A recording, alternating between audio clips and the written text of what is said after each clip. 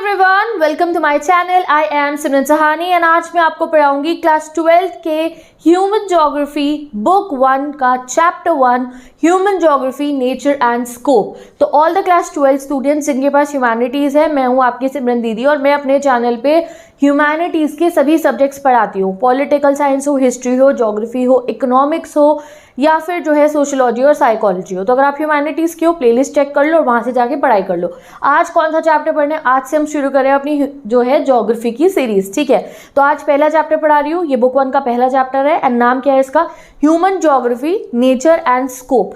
तो इसमें हम क्या पढ़ने वाले हैं? हम पढ़ने वाले हैं ह्यूमन ज्योग्राफी क्या है, व्हाट इज ह्यूमन ज्योग्राफी। जैसे आज तक जब तक 6th से लेकर 10th तक अभी तक हमने जितनी भी ज्योग्राफी पढ़ी है, 11th में आप लोगों ने फिजिकल ज्योग्राफी पढ़ी। हम ज्योग्राफी कैसे पढ़ते थे? हम ना ज्योग्राफी के अलग अलग कॉन्सेप्ट्स को पढ़ रहे थे, फिजिकल कॉन्सेप्ट्स को, जैसे क्लाइमेट कैसा है, किसी जगह का जो है टेरेन कैसी है, पहाड़ है, नदियाँ हैं, ये सब चीज़ें हम पढ़ रहे थे। अब हम ह्यूमन ज्योग्राफी पढ़ेंगे। इस वाली बुक के अंदर हम ह्यूमन रिलेटेड कॉन्सेप्ट्स को पढ़ेंगे जिन्हें ज्योग्राफिकली स्टडी करा जाता है। जैसे कि अगर मैं आपको सिंपल बात बताऊं, जैसे पॉपुलेशन, आपने देखा है पहले 6, 7 में भी, आपने 8th में भी, 9th में भी, आपने पॉपुलेशन वाला जो चैप्टर होता है आप लोगों का, वो आप ज्योग्राफी की बुक में पढ़ते हो। तो क्यों पढ़ते हो आप? बिकॉज ये ह्यूमन ज्योग्राफी के अंदर आता है। ठीक है, तो जो भी ह्यूमन रिलेटेड कॉन्सेप्ट हम ज्योग्राफी में पढ़ने वाले हैं उसको ही हम इस चैप्टर में डिस्कस करेंगे। नाम के human geography nature and scope. तो यानी कि आपकी इस बुक के जितने भी चैप्टर है ना, अगर कोई आपसे पूछे आप ह्यूमन ज्योग्राफी में क्या पढ़ते हो, तो इस वाले चैप्टर को छोड़ के जितने भी चैप्टर है उनका नाम बता देना। वही हमारे ह्यूमन ज्योग्राफी की पॉपुलेशन कैसी है, ह्यूमन डेवलपमेंट में क्या हो रहा है, ठीक है, क्या क्या इकोनॉमिक एक्टिविटीज़ है, उनका ह्यूमन पे क्या असर पड़ रहा है, ये सब चीज़ें हम ह्यूमन ज्योग्राफी में पढ़ते हैं। And why I am telling you this, क्योंकि इसी पे आपके एग्जाम में ढेर सारे MCQs बन के आने वाले हैं। अब स्टार्ट करते हैं विदाउट वेस्टिंग एनी टाइम हम अपने इस चैप्टर को। तो सबसे पहले ह्यूमन ज्योग्राफी पे फोकस करने से पहले हम ये जानेंगे ज्योग्राफी क्या है। 6 से लेकर तुम 12th में आ गए हो, तुम ज्योग्राफी पढ़ रहे हो, बहुत सारे बच्चों का फेवरेट सब्जेक्ट होता है ज्योग्राफी। आज तुमसे ये पूछा गया, भाई ये बताओ ज्योग्राफी है क्या चीज़, ये कौन सा सब्जेक्ट है, इस सब्जेक्ट के बारे में कुछ बातें तुम बताओ हमें। तो सबसे पहली चीज़ जो ज्योग्राफी है, ज्योग्राफी की जो स्टडी होती है वो होती है इंटेग्रेटिव। इंटीग्रेटिव मतलब क्या होता है? इंटीग्रेटिव मैंने गलत बोल दिया, इंटीग्रेटिव। इंटीग्रेटिव मतलब क्या होता है? यहाँ मैंने मीनिंग लिख दिया है, कंबाइनिंग 2 और मोर फिनोमिना। यानी कि ज्योग्राफी की ना जो पढ़ने का तरीका है वो बहुत एक्सटेंसिव है। एक चीज़ नहीं, बहुत सारे कॉन्सेप्ट हम ज्योग्राफी में पढ़ सकते हैं। 2 से ज़्यादा चीज़ों को जोड़ के चलता है ज्योग्राफी। जैसे कि क्लाइमेट का हुआ बाप, तो क्लाइमेट का असर तो भैया लोगों पे भी पड़ रहा है, एक जगह का क्लाइमेट कैसा है, और क्रॉप्स पे भी पड़ रहा है। भाई क्लाइमेट अच्छा है, अच्छी बारिश हो रही है तो खेत वेत में फसलें अच्छी हुएंगी। क्लाइमेट अच्छा है तो इंसान भी वहाँ पे खुश रहेंगे, इंसान भी वहाँ जाके रहना पसंद करेंगे। भैया अच्छा क्लाइमेट है, बहुत धूप है, बहुत गर्मी है, सूखा है, तो ना इंसान खुश ना वहाँ के पेड़ पौधे खुश। ठीक है, तो जो भी ज्योग्राफी का कॉन्सेप्ट होता है ना, वो बहुत सारी चीज़ों को साथ में लेके चलता है। इसका मतलब हुआ इंटीग्रेटिव। दूसरा जो है ना एम्पेरिकल है, यानी कि एम्पेरिकल मतलब क्या होता है? Based on experience rather than theory. Geography का आप कोई कॉन्सेप्ट निकाल लो, उसका थ्योरी पोर्शन तो है ही, हम उसको थ्योरेटिकली तो स्टडी कर सकते हैं, बट तुम्हें वो प्रैक्टिकल दिखाई दे जाएगा कि हाँ भाई ये हो रहा है। अगर मैं तुम्हें कह रही हूँ लोग ऐसी जगह पे रहना पसंद नहीं करते जहाँ का जो टेरेन है, टेरेन मतलब जो उसका रास्ता है, जो उसकी ज़मीन है, वो अगर ज़्यादा अच्छी नहीं होगी या थोड़ी डिफ़िकल्ट होगी तो लोग ज़्यादा वहाँ नहीं रहेंगे। जैसे पहाड़ी इलाके, पहाड़ी इलाका बहुत सुंदर है, बहुत ब्यूटीफुल है, बट वहाँ रहना थोड़ी डिफ़िकल्ट है कि इतनी ऊंचाई है, इतनी ऊंचाई तक जैसे जो है, फिर वहाँ पे क्या है, बहुत ठंड है, ठंड में सब लोग नहीं रह सकते, बहुत ज़्यादा ठंड के अंदर कुछ ही फसलें उग पाएंगी, सारी फसलें नहीं उग पाएंगी, ट्रांसपोर्टेशन भी मुश्किल है वहाँ तक पहुँचाना। तो क्या हुआ, हाँ भाई पहाड़ों पे इसलिए थोड़े कम लोग रहते हैं। और जो प्लेन एरिया है हमारे, जैसे ये दिल्ली, लखनऊ, ये पूरा जो हमारा गंगा वैली के पास में जो ये प्लेन एरिया है, यहाँ इतनी पॉपुलेशन है क्योंकि प्लेन एरिया में बहुत आराम से आप अपनी इंडस्ट्री लगाओ, ये करो वो करो। वहाँ पहाड़ पर कैसे आप इंडस्ट्री लगाने जाओगे? लग जाएंगी, बहुत सारा खर्चा हो जाएगा। तो हर चीज़ का प्रैक्टिकल एग्जाम्पल है। मैं कह रही हूँ भाई पहाड़ों पे पॉपुलेशन कम है, मैं कह रही हूँ डेजर्ट पे पॉपुलेशन कम है, तो रीज़न पता है ना। ये कुछ कहने की बात नहीं है। ज्योग्राफी का हर कुछ प्रैक्टिकल आपके सामने रहता है। ठीक है, तो इन दोनों वर्ड्स का मैंने आपको मीनिंग बता दिया है। मैं इतना एक्सटेंसिव आपको इसलिए पढ़ा रही हूँ क्योंकि ये सिर्फ क्लास 12th के बच्चों के पर्सपेक्टिव का नहीं पढ़ा रही हूँ मैं।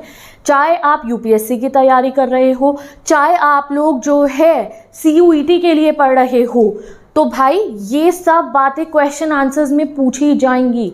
तो don't worry, I will teach you in a way कि आप किसी भी कॉम्पिटिटिव के लिए पढ़ रहे हो या हमारे जो बोर्ड एग्जाम्स है उनके लिए पढ़ रहे हो, आपको एक डाउट नहीं रहने वाला है आफ्टर वॉचिंग माई वीडियो, ठीक है।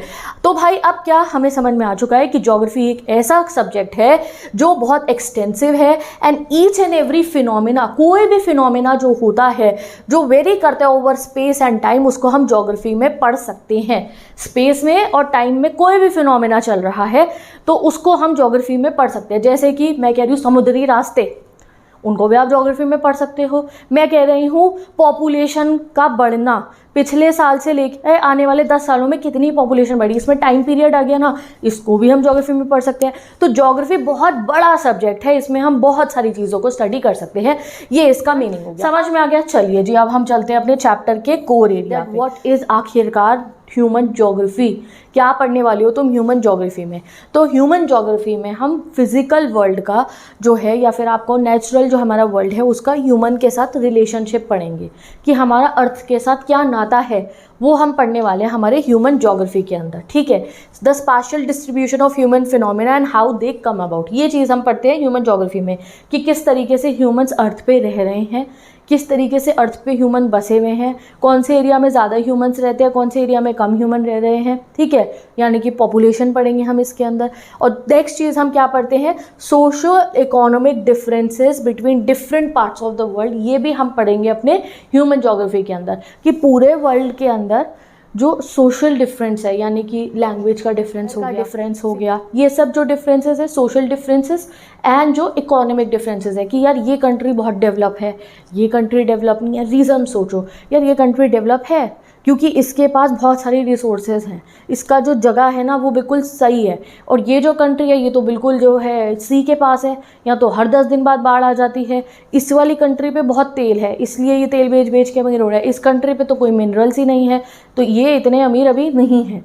तो ये जो चीज़ें हैं हम ह्यूमन ज्योग्राफी में पढ़ते हैं। तो ह्यूमन ज्योग्राफी क्या है, ये 3 लाइन अगर आपको एग्जाम में क्वेश्चन आएगा व्हाट इज ह्यूमन ज्योग्राफी, तो ये तीनों एज इट इज आपको लिखने होंगे तभी आपको नंबर मिलेंगे, ठीक है। या फिर आप सिंपल इसको थोड़ा बहुत अपनी लैंग्वेज में भी लिख सकते हो that in human geography we studies the relationship between the natural world and human being, we studies how human is distributed on earth, इस टाइप से we study the social economic differences in different parts of the world. ये आप लिख दोगे, थोड़ी language बदल दो but लिखना यही है कि ह्यूमन ज्योग्राफी में हम क्या पढ़े, हमारा अर्थ के साथ क्या नाता है, हम अर्थ पे कैसे रह रहे हैं, ये हम ह्यूमन ज्योग्राफी में पढ़ते हैं, ठीक है। तो चलो अब हम पढ़ेंगे नेक्स्ट टॉपिक अपना ज्योग्राफी एज अ डिसिप्लिन। तो देखो जब ज्योग्राफी को पढ़ना शुरू हुआ तो ज्योग्राफिस्ट जो थे उनके बीच में थोड़ी बहुत ना मतलब उनके व्यूज़ मिलते नहीं थे, बहस होती थी उन लोगों की, आर्ग्यूमेंट होती थी इस बात पे कि ज्योग्राफी जो सब्जेक्ट होगा उसे क्या कहा जाए।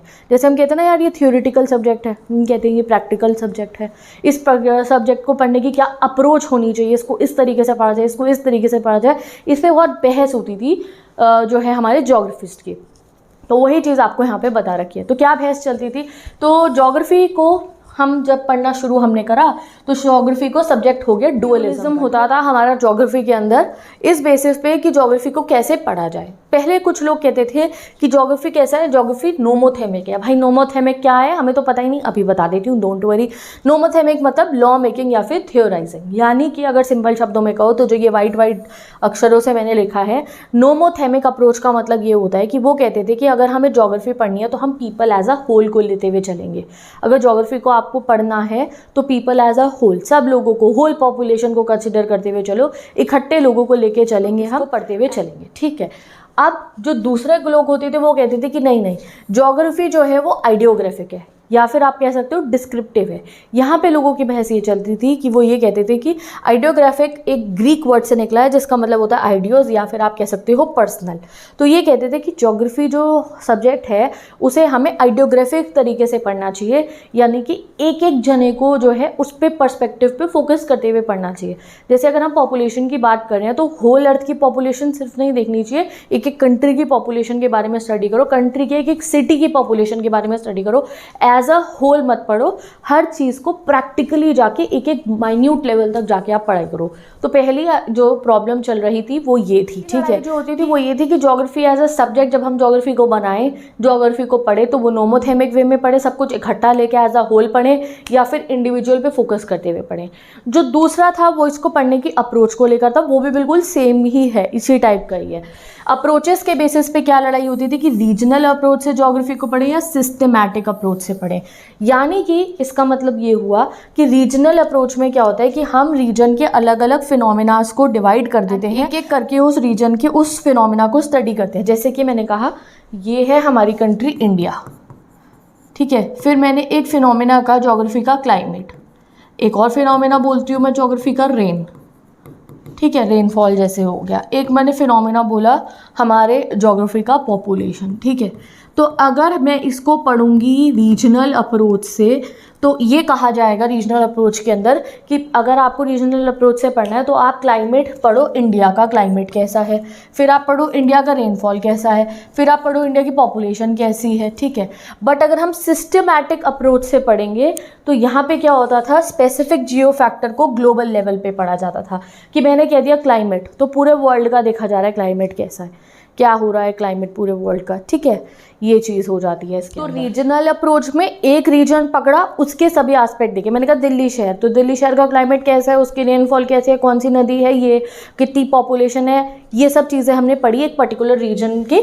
ये हो गया रीजनल अप्रोच। सिस्टमैटिक अप्रोच में मैंने कहा पॉपुलेशन, तो पूरी कंट्री की पढ़ो आप पॉपुलेशन, या पूरी सिटी की खाली पॉपुलेशन ही पॉपुलेशन आप स्टडी करो। मैंने कहा क्लाइमेट, तो तुम क्लाइमेट खाली एक कंट्री का स्टडी कर रहे हो, 2 कंट्री का स्टडी कर रहे हो, 3 कंट्री का स्टडी कर रहे हो, पूरे वर्ल्ड का स्टडी कर रहे हो, ये चीज़, ठीक है। और रीजनल अप्रोच में एक रीजन पकड़ा, उसके सारे एस्पेक्ट्स को सर्च कर लिया। सिस्टमैटिक अप्रोच में एक एस्पेक्ट को पकड़ा और उसको पूरे वर्ल्ड में आपने चेक करा, ठीक है जी। ये हो गया इसकी लड़ाई कि भाई ऐसे पढ़ें या वैसे पढ़ें। तो इसका आंसर क्या निकलेगा, जब ये लोग इतने बहसबाजी कर रहे थे, इतनी लड़ाई कर रहे थे, तो भाई कंफ्यूज हो गए थे लोग कि जब बच्चे स्कूल में बैठ के ज्योग्राफी पढ़ेंगे तो पढ़ने का तरीका क्या होना चाहिए। तो भाई तो फिर कुछ लोग आए समझदार, उन्होंने कहा कि ये जो डाइकोटॉमी तुम कर रहे हो, डाइकोटॉमी मतलब ये जो डुअल पर्सनैलिटी तुम कह रहे हो ज्योग्राफी की, ये इंसानों में होती होगी, हमारे सब्जेक्ट में नहीं चलती है। तुम इस तरफ से कान पकड़ो या उस तरफ से कान पकड़ो, बात एक ही है। आप ज्योग्राफी को चाहे सिस्टमैटिक अप्रोच से पढ़ो या फिर आप रीजनल अप्रोच से पढ़ो, या फिर आप जो ये ज्योग्राफी को नोमोथेमिक वे में पढ़ो या आइडियोग्राफिक वे में पढ़ो, बात तो एक ही है ना। तुम पॉपुलेशन पढ़नी है एक बार ही सब पूरे वर्ल्ड की पढ़ लो या अलग अलग करके पढ़ लो, बात एक ही है। तो ये डाइकोटॉमी बिल्कुल गलत है, क्योंकि अर्थ और हम ह्यूमन बींग्स है, हम इनसेपरेबल हैं। तो हमारे को एक अलग चीज़ की तरह देखना गलत है, हम इकट्ठे हैं, ठीक है। ये अर्थ के ऊपर हम ह्यूमन रह रहे हैं, we are one, we are, जैसे शादी हो जाती है और कहते हैं ना ये 2 दिल एक जान है, इस टाइप से तो कहता जाता है कि अब ये कपल बन गए हैं, ये इकट्ठे हैं, एक हैं। तो वैसे ही हम ह्यूमंस का है, हमारा जो अर्थ का रिश्ता है वो होलिस्टिक है, हम इकट्ठे हैं, ठीक है। हमारे बिना अगर हम नहीं हैं अर्थ पे तो ऐसे ही रह जाएंगे, पेड़ ऐसे ही रह जाएगी, जो है समुद्र हाँ सुंदर रहेगा थोड़ा, बट अगर जो है नेचर नहीं होगा तो हम उसके बिना अधूरे हैं। तो ये चीज़ लोगों ने समझी एंड कहा कि जो है ह्यूमन बींग्स एंड जो नेचर है वो इनसेपरेबल है and should be studied together, ठीक है। तो ये पिंक लाइन मैंने लिखी है, इसका मतलब यही है। तो ठीक है, अब अगर हम जो है इस चीज़ को कहने के लिए लोगों ने कहा कि देखो इतने सारे फ्रेजेस भी होते हैं, मुहावरे होते हैं, तुम्हें शायद ना पता हो तो मैं बता देती हूँ। जैसे कहा जाता है फेस ऑफ द अर्थ। अब भाई अर्थ कोई इंसान थोड़ी, अर्थ का फेस थोड़ी होता है, बट ऐसा बोला जाता है on the face of earth, ठीक है। कई बार कहा जाता है जैसे स्टॉर्म आता है तो उसको बोलते हैं उसकी आँख, आई ऑफ द स्टॉर्म। तो क्या स्टॉर्म की आँख होती है? नहीं होती है। स्नाउट मतलब क्या होता है? नोज। ग्लेशियर की नाक होती है? नहीं होती, कहा जाता है। नेक ऑफ इस्थमस, ऐसे ऐसे बहुत सारे ना मतलब सिमिलीज कहा जाता है इनको, बहुत फ्रेजेस चलते हैं ये कि हम अर्थ को इंसान की तरह देख रहे हैं। क्यों देख रहे हैं हम इंसान की तरह? क्योंकि बहुत सारे लोग इस चीज़ को मानते भी है, बहुत बड़ी बड़ी थ्योरीज है, पॉलिटिकल थ्योरीज भी हैं, एंड बहुत सारे जर्मन जोग्राफर्स हैं जो अर्थ को, स्टेट को, इवन एक कंट्री को भी क्या मानते हैं? एक लिविंग ऑर्गेनिज्म मानते हैं। एक कंट्री चल रही है, एक लिविंग इंसान की तरह चल रही है। जैसे देखो हमारी जो वेन्स होती हैं हमारे बॉडी के अंदर, आर्टरीज होती हैं जो प्योर ब्लड पहुंचाते हैं हमारे हार्ट तक, वैसे ही हमारे ना कंट्री में भी होता है, हमारे शहर में भी होता है। रेलवेज बनी है, रोड्स बनी हैं, वाटरवेज बने हैं, उनका क्या काम है? वहाँ पे खाना वाना ना उसमें ट्रक पे चलता हुआ आता है और वो हमारे घर तक मतलब दुकान पे आएगा, हम दुकान से जाके खरीदेंगे, हम खा लेंगे बना के। तो वो उससे क्या हो रहा है? वो क्या है, जैसे आर्टरीज हमारे को प्योर ब्लड पहुंचाती है, वैसे ये रेलवे, रोड का नेटवर्क, जो भी कुछ बना है, क्रॉप्स फार्मर ने उगाई, ये सब प्रोसेस होके वो हमारे तक पहुंचा रहे हैं। तो अर्थ भी एक लिविंग ऑर्गेनिज्म ही है, कंट्री भी लिविंग ही माना जाता है। तो तुम एक तरफ से पढ़ो या दूसरी तरफ से पढ़ो, तो इस डाइकोटॉमी को बहुत बड़े विचार होते थे कैसे पढ़े ज्योग्राफी, तो वो डाइकोटॉमी थैंक गॉड कैंसिल कर दी गई, वरना हमें आगे चलिए बहुत दिक्कत आती कि कैसे भी पढ़ लो। ठीक है जी, अब आते हैं डेफिनेशंस ऑफ ह्यूमन ज्योग्राफी पे। तो यहाँ पे आप देखो रैटजेल की, एलन की एंड पॉल की जो है डेफिनेशन गिवन है। इनमें से कोई भी एक डेफिनेशन को आप बाय हार्ट लर्न कर लो जो तुम्हें अच्छी लगती हो, ये कर सकते हो। रैटजेल की बहुत आसान है, human geography is the synthetic study of relationship between human societies and earth का सरफेस। ह्यूमन सोसाइटी का और अर्थ का सरफेस का क्या रिलेशनशिप है, बस उसको synthetic study of relationship learn कर लेना, ये आप लर्न कर लो, एग्जाम में आएगी। इनफैक्ट आजकल तो एग्जाम में ये आ जाता है, भाई तुम्हारा काम तो बढ़ गया है, तीनों में से कोई भी डेफिनेशन आ सकती है और ये कहा जाएगा पहचानो किसने लिखी है। तो कुछ अपनी ट्रिक बना लो जिससे तुम्हें पहचान हो जाए कौन सी डेफिनेशन किसकी है। ठीक है, अब आते हैं हम हमारे पूरे नेचर ऑफ ह्यूमन ज्योग्राफी पढ़ने के, कैसे जो ह्यूमन ज्योग्राफी क्या है, बहुत डिटेल में इसको हम पढ़ने वाले हैं अभी। ठीक है, अब एक ह्यूमन ज्योग्राफी की टेक्निकल डेफिनेशन यहाँ लिखी है, ये किसी मतलब ज्योग्राफिस्ट की नहीं है, ये इन्वर्टेड कॉमा में नहीं है, तो मतलब तुम इसको थोड़ा बहुत चेंज कर सकते हो। जो इन्वर्टेड कॉमा में ज्योग्राफिस्ट की लिखी होती है उसे एज इट इज़ देखना होता है। तो क्या हो गया ह्यूमन ज्योग्राफी, जब मैं इतना तुम्हें अब बता चुकी हूँ ज्योग्राफी के बारे में और ह्यूमन ज्योग्राफी के बारे में, तो फाइनल हम कह सकते हैं human geography studies the interrelation मतलब relationship between the physical environment, यानी कि जो अर्थ हो गया, फिजिकल एनवायरनमेंट पर है ना, अर्थ, क्लाइमेट, सॉइल, ये सब। ठीक है, and social cultural environment created by human beings mutually through interaction with each other. तो यही चीज़ हम ह्यूमन ज्योग्राफी में पढ़ते हैं कि हम इंसानों ने अर्थ पे रहकर अर्थ को कैसे बसाया और क्या क्या नुकसान करे, क्या फ़ायदे करे, हम कैसे रहने, ये सब हम पढ़ रहे हैं। दो एलिमेंट्स हैं हमारे अर्थ के, elements of physical environment and elements of created by human beings. ठीक है, तो ये आप देख लो, फिजिकल एनवायरनमेंट यानी कि नेचर ने हमें क्या क्या प्रोवाइड करा है, landform, soil, natural vegetation, flora, fauna, ये सब हमें नेचर ने दिया है।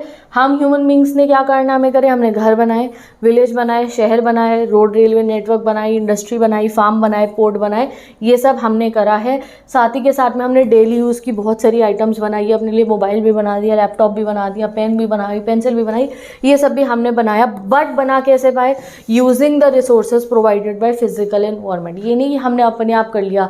पेंसिल भी कैसे बनाओगे जब तक ट्रीज नहीं होंगे, ट्रीज किसका पार्ट है, फिजिकल एनवायरनमेंट का।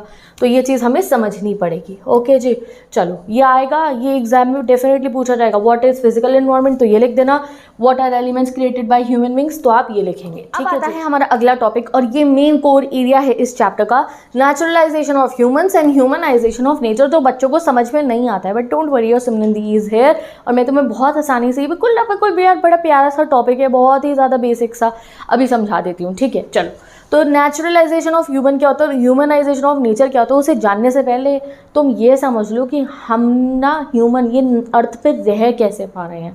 एक बहुत बड़ी चीज़ है जिसकी वजह से हम इस अर्थ पे रह पा रहे हैं तरीके से, और उसको हम कहते हैं टेक्नोलॉजी।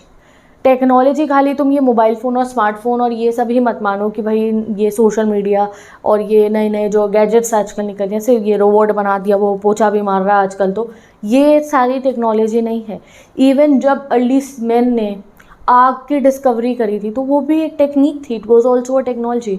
जब व्हील बनाया गया था तो that was also a technology. तो भाई अगर हमारा अर्थ पे रहना संभव हुआ है तो वो कैसे हुआ, जब ह्यूमंस ने टेक्नोलॉजी को समझा, वैसे तभी जो है हमारा अर्थ पे रहना आसान हो गया। जैसे पहले वो पत्ते वत्ते पहन के हु करते हुए घूमते रहते थे, फिर उन्हें वो आग मिल गई तो सोचा भैया ये खाना है तो इसे पका के खा लो। फिर क्या मिला, व्हील मिल गया, व्हील की डिस्कवरी हुई तो भाई कहीं आना जाना है तो वो आसान हो गया। फिर अलग अलग टूल्स बनाए तो घर बनाए। तो जैसे जैसे ह्यूमंस ने नेचर, अब तो देखो इतनी गर्मी वाला इलाका है तो एसी लगा लिया, ठंड है तो हीटर लगा लिया, तो हम अर्थ पे हम रह कैसे पाए। कभी बहुत गर्मी में देखा है रह ही नहीं जाता, बट अब रह सकते हैं हम गर्मी के अंदर भी, भाई एसी चला लो।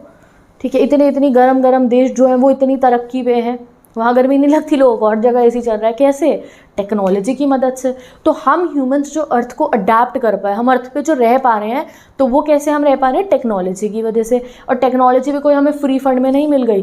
टेक्नोलॉजी हमें कैसे मिली, जब हमने लॉस को पढ़ा, हम स्ट्रक्चर्स को समझे, तब हमें टेक्नोलॉजी समझ में आई।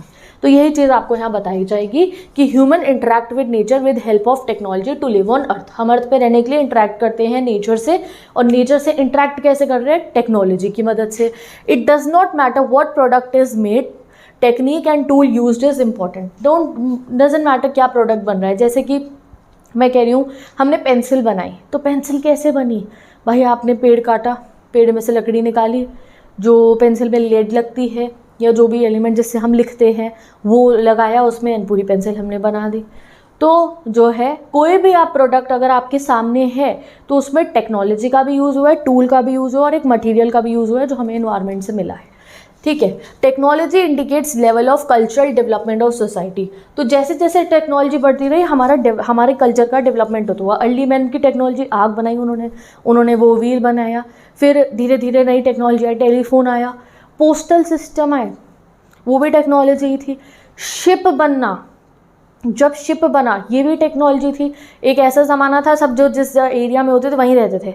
जैसे ये अंग्रेज़ थे, ब्रिटिशर, कॉलोनियल पीरियड से पहले समझ लो तुम, ये जब शिप विप ज़्यादा अच्छे से नहीं बने थे, मतलब तुम मान लो और पुराने ज़माने में, तो जो जहाँ रहता था वहाँ, अफ्रीका वाले अफ्रीका, अमेरिका वाले अमेरिका।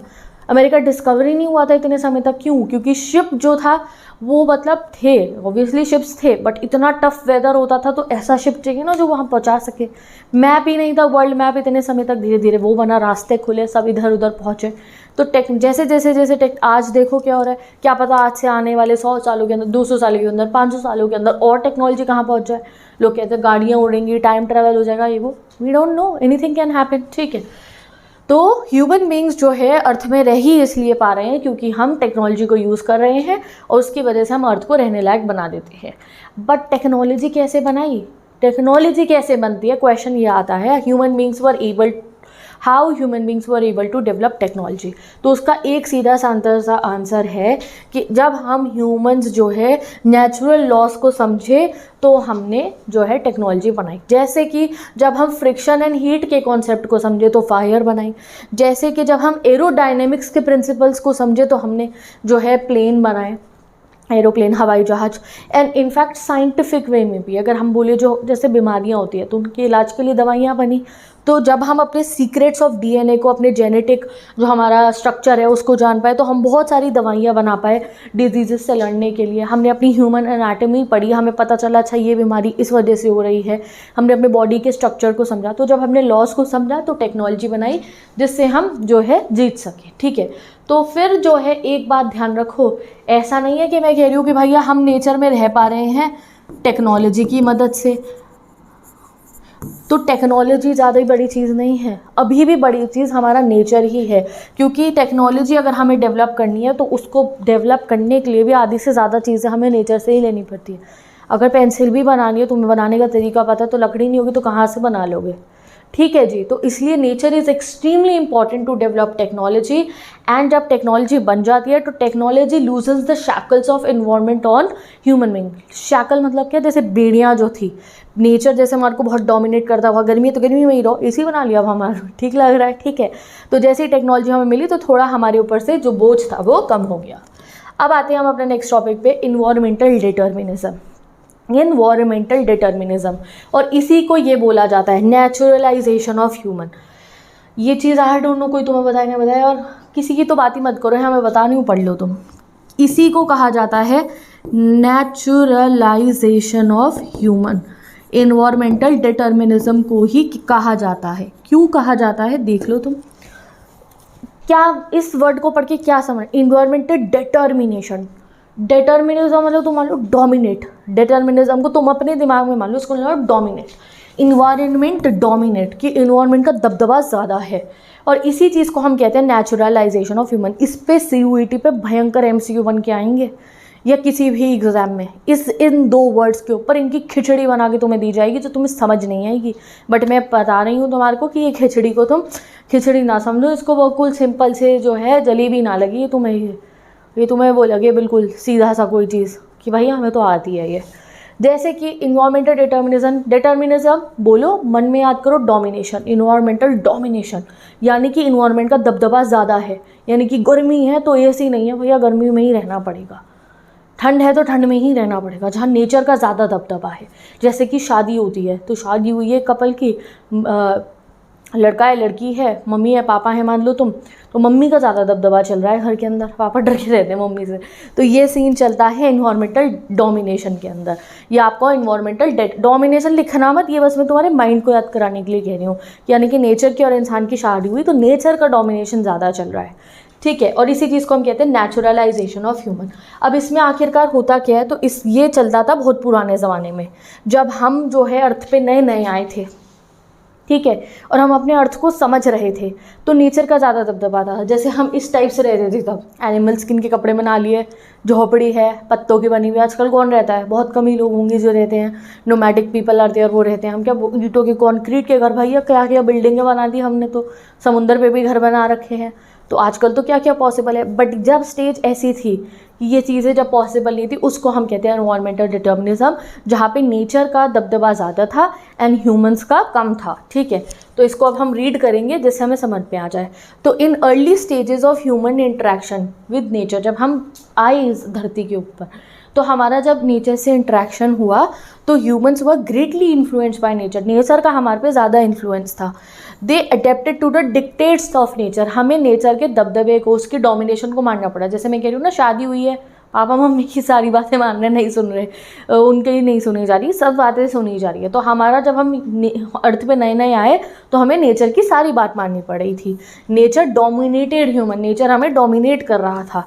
रीज़न क्या था भाई, इतना दबदबा नेचर का क्यों हुआ था? क्योंकि टेक्नोलॉजी बहुत लो थी। The stages of human social development was also period primitive. और इस स्टेज पे जो हम थे वो भी प्रिमिटिव एज के थे, पुराने वाले हम थे, अर्ली मैन थे हम, ठीक है। इसका रीज़न ये था, ठीक है। This type of interaction between primitive human society and strong forces of nature was termed as environmental determinism. और इसी चीज़ को हम इन्वायरमेंटल डिटर्मिनिज्म कहते हैं, जहाँ पे हम ह्यूमन बींग्स प्रिमिटिव एज के थे, तभी मैंने ये अर्ली मैन लगाया है, और नेचर की फोर्सेस बहुत स्ट्रॉन्ग थी, इसको हम इन्वायरमेंटल डिटर्मिनिज्म कहते हैं। जैसे ये वाले टाइप के लोग क्या है, गर्मी है तो गर्मी में रह रहे थे, खाना क्या था, बस आग पे वो हल्का सा कच्चा कच्चा पका के खा लिया। ये थोड़ी तो भैया वो ओवन भी बना रखा है, उसमें केक वो आ रहा है, वो अलग अलग सी चीज़ें हैं, जकूज़ी लगा रखा है घर में भैया कि बबल बाथ लेना है एंड ऑल दैट। नहीं भाई, वो नदी बह रही है, पानी निकाला, नहा लिए, पर्सनल वॉशरूम बाथरूम, ये सब थोड़ी था अर्ली स्टेजेस में। जैसे जैसे टेक्नोलॉजी है वो तब हुआ, ठीक है। तो यही चीज़ आपको समझनी है कि ये होता है इन्वायरमेंटल डिटर्मिनिज्म। अब इन्वायरमेंटल डिटर्मिनिज्म क्या है, वो ये लाइंस है, ये आपको याद रखनी है, वैसे आपको नोट्स में सब मिल जाएगा। दिस इज़ इन्वायरमेंटल डिटर्मिनिज्म का पूरा एग्जाम में 6 नंबर का भी क्वेश्चन आ सकता है इसके ऊपर। और इसमें होता क्या है, there is direct dependence of human beings on nature for resources which sustain them. आग जलानी है तो लकड़ी लेंगे वहीं से, पानी पीना है तो पानी भी नेचर से मिल रहा है, कपड़े वो पत्तों के बना रहे थे तो वो भी वहीं से मिल रहे हैं प्रिमिटिव एज में, ठीक है। Physical environment for such societies become mother nature. और तब से ही मतलब यही चीज़ है कि हम जो नेचर है उसको इतना पूछते थे, because we know it, nature की इन्वायरमेंट की जो इम्पोर्टेंस है। प्रिमिटिव लोगों के, हम आजकल अपने अर्थ को कितना नुकसान पहुँचा रहे हैं, वो लोग नेचर की पूजा किया करते थे, ठीक है, माँ समान माना जाता था, ठीक है। अब भी मानते हैं हम लोग, बट अब हम अपने जो है अर्थ को बहुत नुकसान पहुँचा रहे हैं। इस ज़माने में बहुत लो टेक्नोलॉजी होती थी। कौन से ज़माने में? इन्वायरमेंटल डिटर्मिनिज्म के ज़माने में। Nature was afraid of, nature से डर लगता था एंड उसको वर्शिप करा जाता था।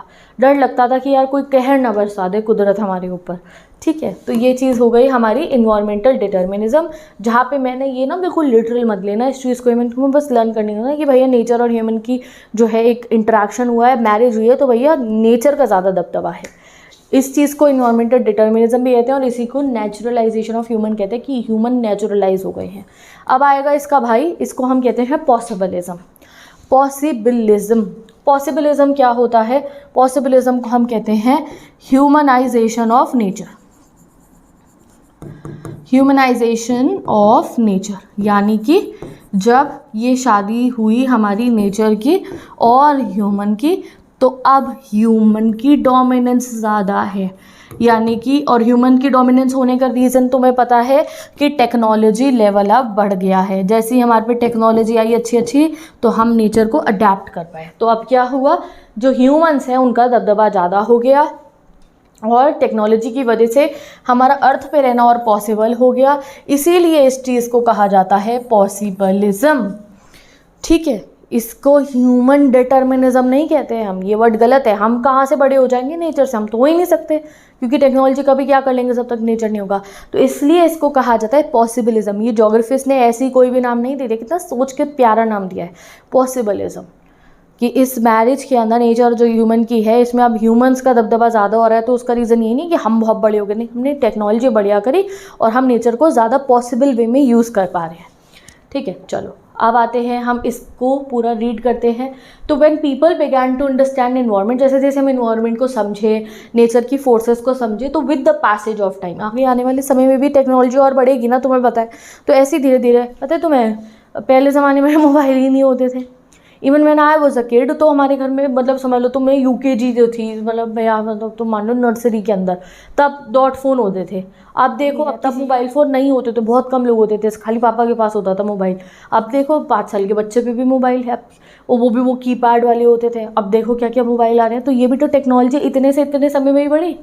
ठीक है, और पहले ज़माने में चले, तुम फ्यूचर से ना, तुम अभी फ्यूचर के हो, तुम टाइम ट्रैवल करके चले जाओ पिछले ज़माने में और वहाँ जाके मोबाइल दिखा दो तो डर जाएंगे ये क्या हो रहा है।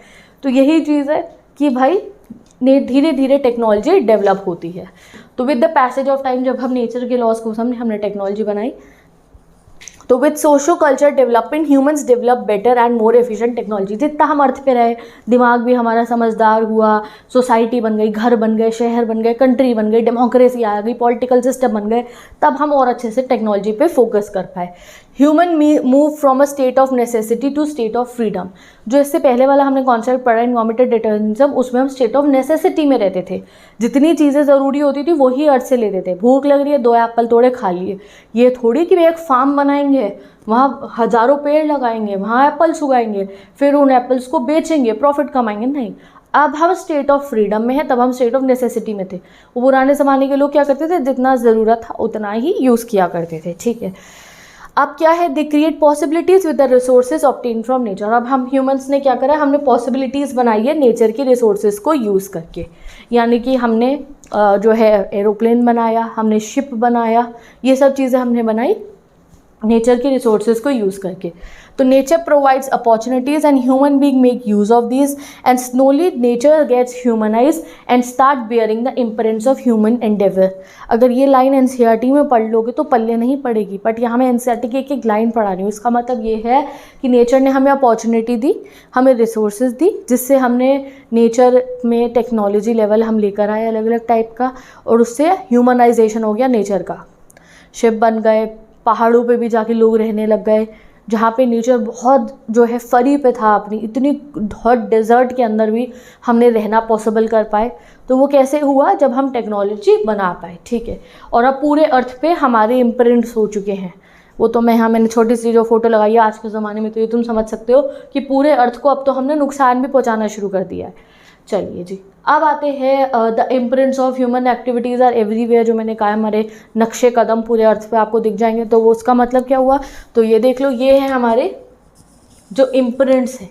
एग्जाम में क्वेश्चन आ सकता है, बताओ ह्यूमन इम्प्रिंट्स अर्थ के ऊपर क्या क्या है, यानी कि निशानी। जैसे एक छोटा बच्चा घर में होता है, तो उस घर में तुम जाओगे तो तुम्हें दिख जाएगा, यार ये डायपर पड़े, यहाँ पे दूध की बॉटल पड़ी है, ये यहाँ पे जो है ना खिलौने पड़े हैं इतने सारे, ये वॉकर है, पता चल जाएगा भाई बेबी है, घर से रिलैक का डब्बा पड़ा है, बेबी है।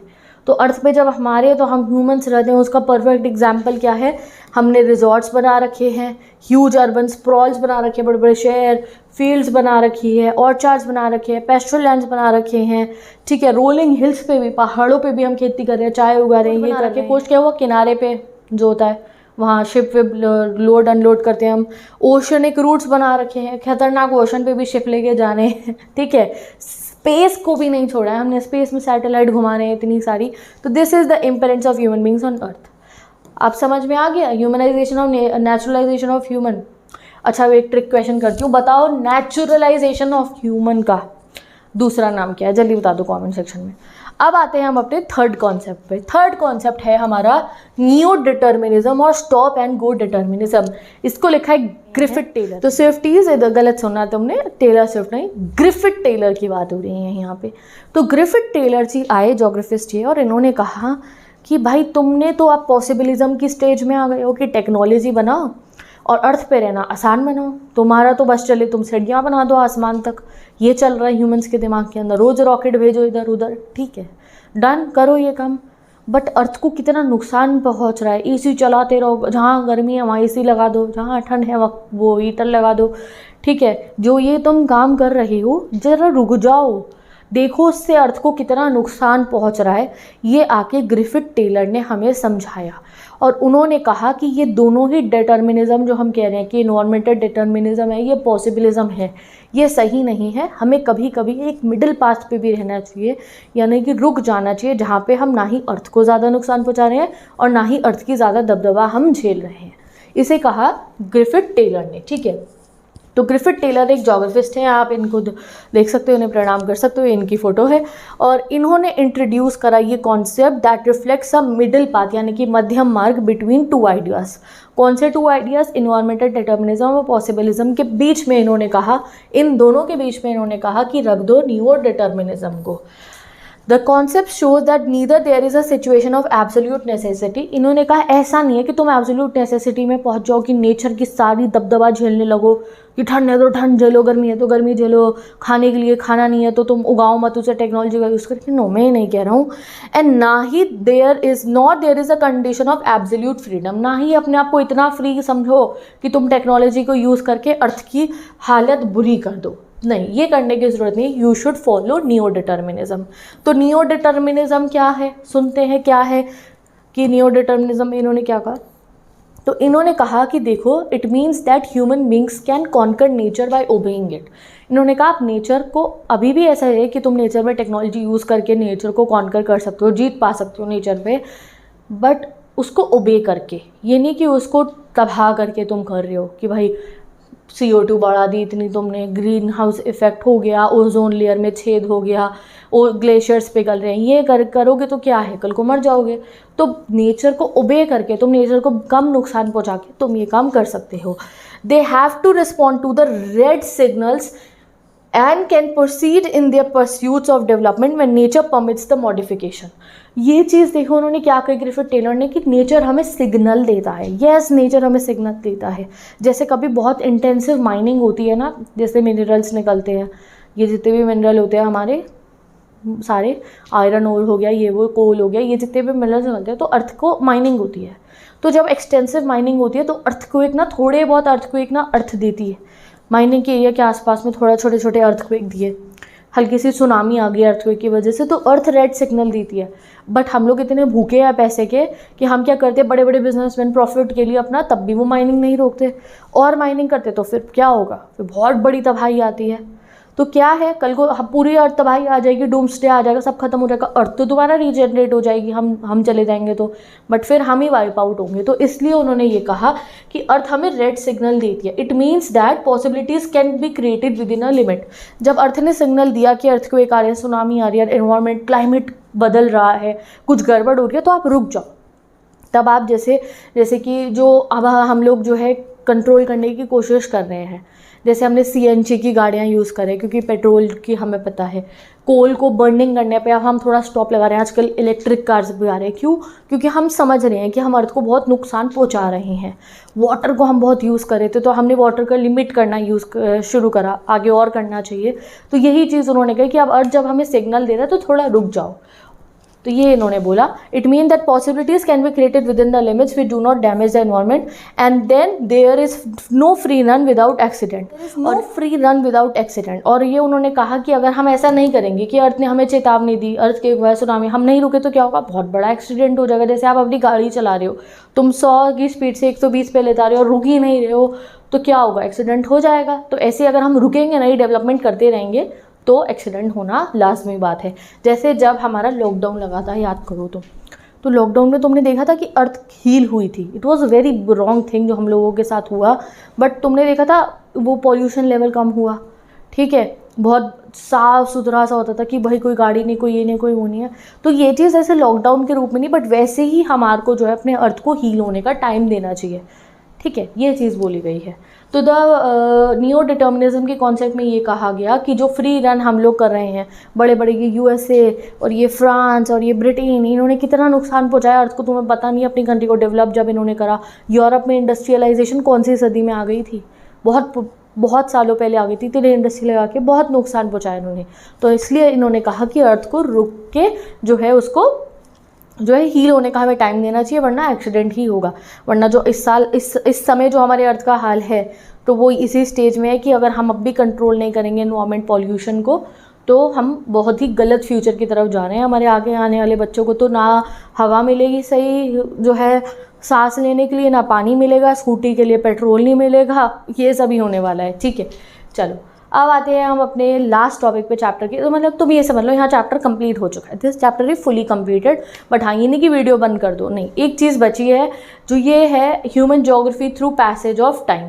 यहाँ पे हम ज्योग्राफी को पढ़ने की जो अप्रोचेस धीरे धीरे बदलती रही वो पढ़ने वाले हैं।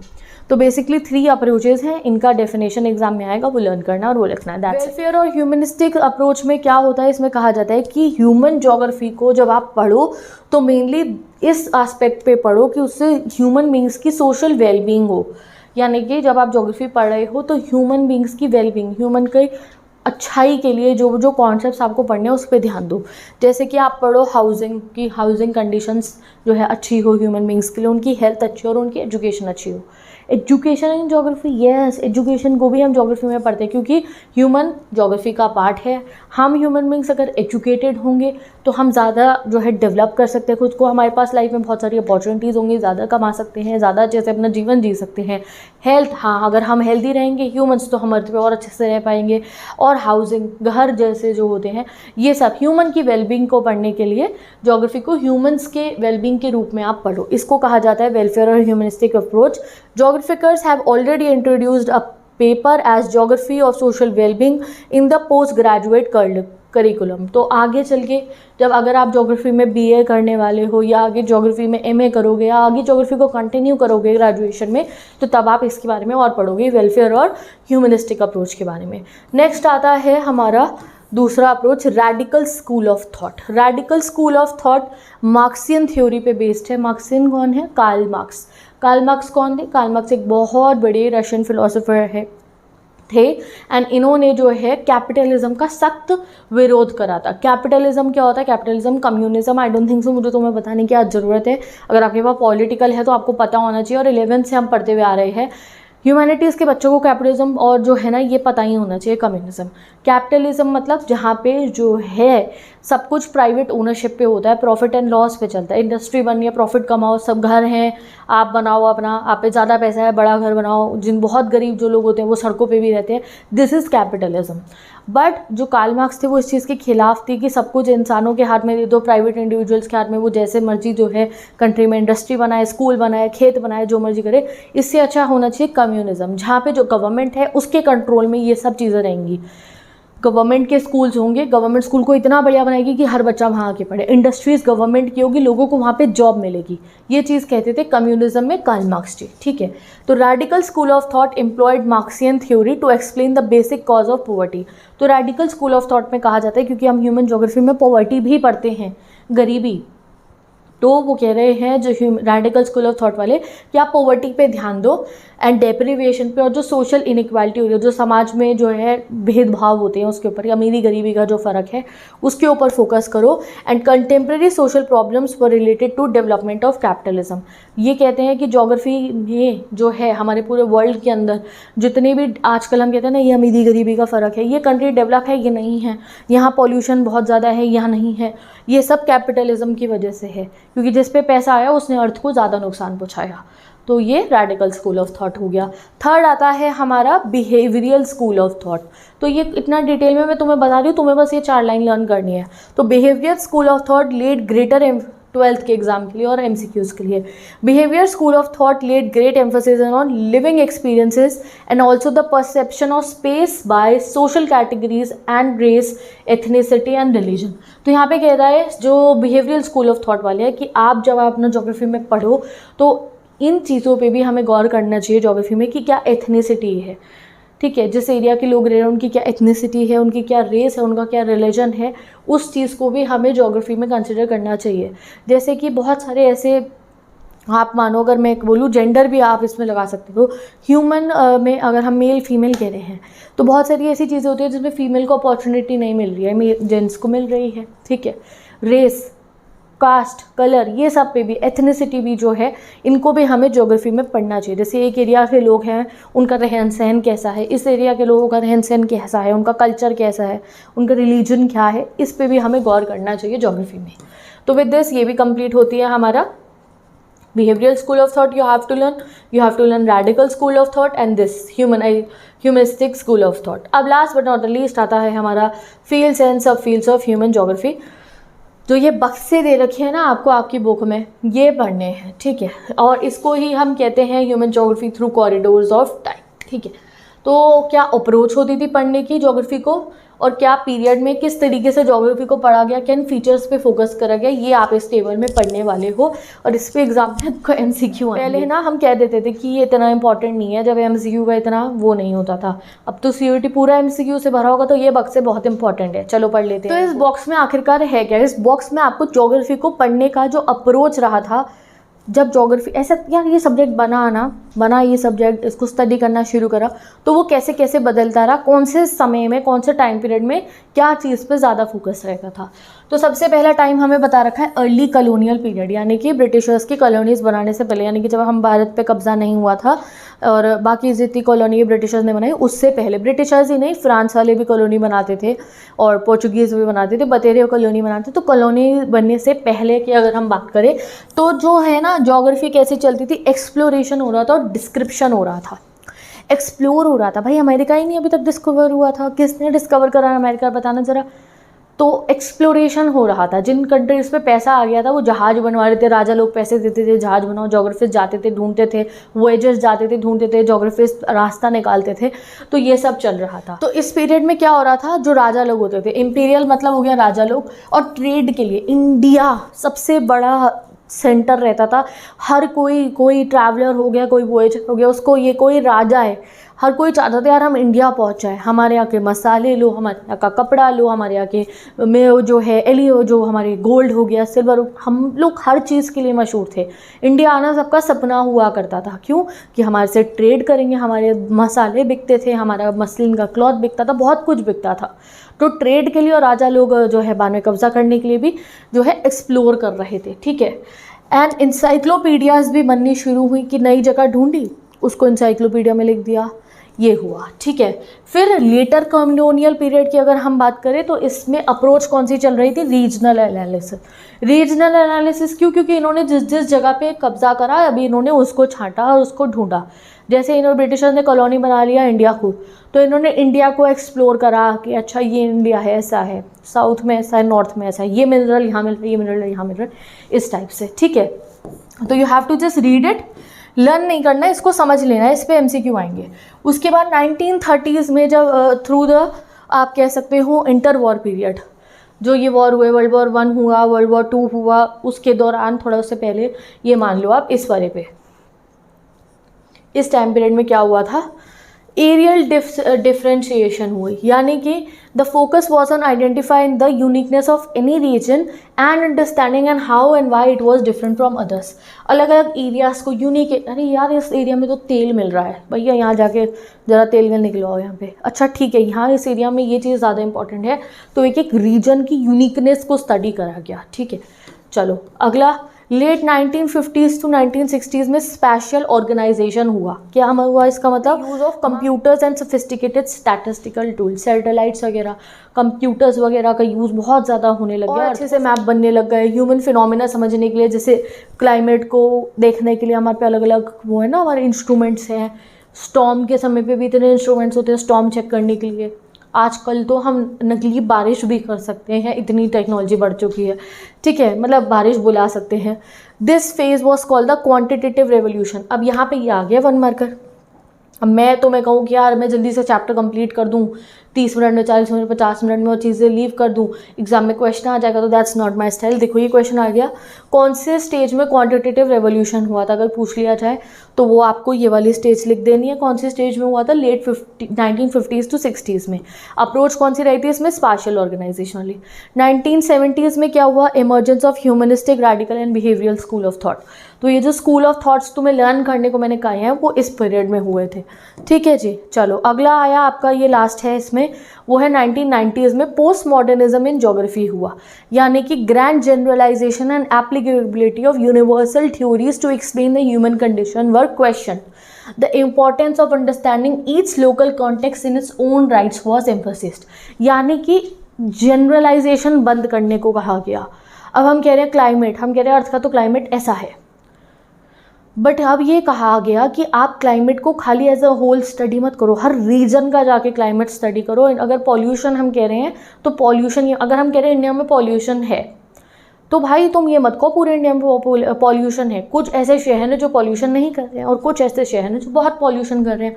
तो यूनिकनेस में जाओ, रीजन को जाके चेक करो, एज अ होल बातें करना बंद कर दो, जनरलाइजेशन करना कि भाई हम तो बहुत पॉल्यूशन कर रहे हैं। अब ऐसा बोला जाता है कि भाई बहुत पॉल्यूशन कर रहे हैं आजकल हम, इंडिया चाइना हम लोग कर रहे हैं, बट भाई ये लोग भूल चुके हैं अमेरिका और बाकी कंट्रीज़, यूएसए आप कहो, ब्रिटेन, फ्रांस, जिन्होंने इतने समय पहले यूरोप में इंडस्ट्रियलाइजेशन करके ये इतना पॉल्यूशन कर चुके हैं और अब हम अपने डेवलपमेंट के लिए पॉल्यूशन कर रहे हैं। तो ये हमारे को कहते हैं। तो ये चीज़ ज्योग्राफी में स्टडी हुई। और फिर इसमें पॉलिटिकल में भी आपका चैप्टर है इन्वायरमेंट वाला, उसमें हमने देखा कि कैसे अलग अलग डिटर्मिनेशन साइन हुए, ये चीज़ें मैं कह रही हूँ। ठीक है, अब आया हमारा ये बॉक्स कंप्लीट हो गया। अब आता है अगला बक्सा 1.2 human geography and sister disciplines of social science. Geography, human geography जब हम पढ़ते हैं तो जो सोशल साइंस के बहुत सारे जो टॉपिक, जो सब्जेक्ट्स हैं, वो ना ज्योग्राफी से तुम बोलो ज्योग्राफी की बाकी बहनें मिलने आती रहती है। जैसे जब हम ज्योग्राफी पढ़ते हैं तो थोड़ी सी हिस्ट्री भी पढ़ लेते हैं, साथ में थोड़ी सी सोशियोलॉजी भी पढ़ लेते हैं, थोड़ा सा इकोनॉमिक्स भी पढ़ लेते हैं, थोड़ा सा जो है हम आप कह सकते हो कि पॉलिटिकल साइंस भी पढ़ लेते हैं। तो यही चीज़ यहाँ पे गिवन है कि ज्योग्राफी जब अपनी बहनों से मिलती है अपने सब्जेक्ट के अंदर, वो यहाँ पे गिवन है। तो अगर हम बात करें फील्ड्स ऑफ ह्यूमन ज्योग्राफी, तो ह्यूमन ज्योग्राफी की कौन कौन सी फील्ड्स होती हैं, ये फील्ड्स लर्न करना ही है। सोशल ज्योग्राफी है, अर्बन ज्योग्राफी है, पॉलिटिकल ज्योग्राफी है, पॉपुलेशन ज्योग्राफी है, सेटलमेंट ज्योग्राफी है एंड इकोनॉमिक ज्योग्राफी है। ये है फील्ड्स हमारे ह्यूमन ज्योग्राफी की। ये सब फील्ड्स हो गई इसकी।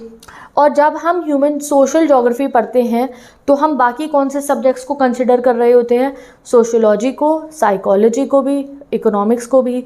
सोशियोलॉजी को फिर से जैसे गिवन है, जैसे जब हमने बिहेवियरल ज्योग्राफी पढ़ी, बिहेवियर पढ़ा ज्योग्राफी के अंदर, तो उसमें साइकोलॉजी का कॉन्सेप्ट जा रहा होगा।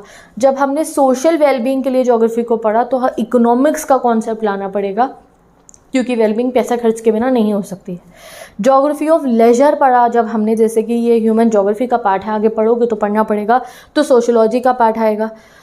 जब हम जेंडर ज्योग्राफी पढ़ते हैं तो सोशियोलॉजी, एंथ्रोपोलॉजी और वुमेन स्टडीज़ भी इसमें लानी पड़ेगी। हिस्टोरिकल ज्योग्राफी पढ़ें तो हिस्ट्री आएगी। मेडिकल ज्योग्राफी पढ़ेंगे तो एपिडेमियोलॉजी आएगी। तो ये चीज़ यहाँ पे जो गिवन है। जैसे कि अगर हम जब पॉलिटिकल ज्योग्राफी में जो है इसके दो सब फील्ड्स है पॉलिटिकल ज्योग्राफी की, इलेक्टोरल ज्योग्राफी और मिलिट्री ज्योग्राफी। तो जब इलेक्टोरल ज्योग्राफी पढ़ोगे, इलेक्शंस अलग अलग कंट्री में कैसे हो, तो पॉलिटिकल साइंस भी आएगी उसमें। और जब मिलिट्री ज्योग्राफी पढ़ोगे तो मिलिट्री साइंस पढ़ना पड़ेगा। पॉपुलेशन ज्योग्राफी, इसको पढ़ने के लिए डेमोग्राफी को स्टडी करना पड़ेगा, डेमोग्राफी का ऐसी पॉपुलेशन कहाँ है। सेटलमेंट ज्योग्राफी जब आप पढ़ोगे तो रूरल अर्बन प्लानिंग पढ़नी पड़ेगी। तो अलग अलग कॉन्सेप्ट्स हमें पढ़ने पड़ेंगे। इकोनॉमिक ज्योग्राफी हम पढ़ते हैं तो ये सब चीज़ें उसमें आती हैं। तो एक मेन चीज़ जो इसमें अगर तुम कंफ्यूज हो तो लर्न क्या करनी है, fields of human geography, 5 fields, 1 2 3 4 5 6 7 fields है ह्यूमन ज्योग्राफी की। ठीक है, सब फील्ड क्या है, इंटरफेस विद डिसिप्लिन्स, इतना ये लर्न मत करो, बट सारी फील्ड्स आपको ज़रूर लर्न करनी है। ठीक है जी। तो विद दिस ये चैप्टर हमारा पूरा कंप्लीट होता है। Don't worry about this table. इस टेबल में से जो MCQs आने के चांसेस हैं इस UET में, वो मैं करा दूंगी प्रैक्टिस। तो तुम्हें टेंशन नहीं लेने की पूरा टेबल के रट्टे मारने हैं, मैं उसके इंपॉर्टेंट क्वेश्चन प्रैक्टिस करा दूंगी। बट जो 7 to 8 जितनी हमने भी काउंट करी है, जो 7 फील्ड्स है ह्यूमन ज्योग्राफी की, वो तो मुझे कॉमेंट सेक्शन में ज़रूर बता दो। तो now let's end this video. ये चैप्टर हमारा कंप्लीट हो गया है। ऐसे मैं सारे चैप्टर्स आपको जल्दी जल्दी कंप्लीट करवा दूंगी, पढ़ा दूंगी अच्छे से। तुम्हारा एक ही काम है, चैनल को सब्सक्राइब कर लो, लाइक कर दो इस वीडियो को, और जो है अपने सारे दोस्तों के साथ शेयर कर दो, those who have opted for geography या फिर ह्यूमैनिटीज़ इनके पास है, because I am teaching you all this subjects. And notes के लिए आप डिस्क्रिप्शन बॉक्स चेक करो, मेरी इंस्टाग्राम आईडी पे मैंने इस चैप्टर के notes free of cost upload कर दिए हैं। ऐसा नहीं है मैंने कोई अलग जगह पे मैं I am providing you right now, बस सिंपल इंस्टाग्राम पे जाओ, वहाँ सारी पिक्स अपलोडेड है, उनका स्क्रीनशॉट लो, उन्हें नोट डाउन भी कर सकते हो क्योंकि बहुत लेंदी नोट्स नहीं है, या फिर उनका प्रिंट आउट निकलवा के आप उन नोट्स को आराम से यूज़ कर सकते हो। तो मेरी इंस्टाग्राम आईडी का डिस्क्रिप्शन बॉक्स में गिवन है, नाम है सिमरन सहानी _YT, वो वैसे भी चेक कर सकते हो आप। So you can go and follow me on Insta and आप नोट्स एक्सेस कर सकते हो। बाय बाय, मिलते हैं नेक्स्ट वीडियो में।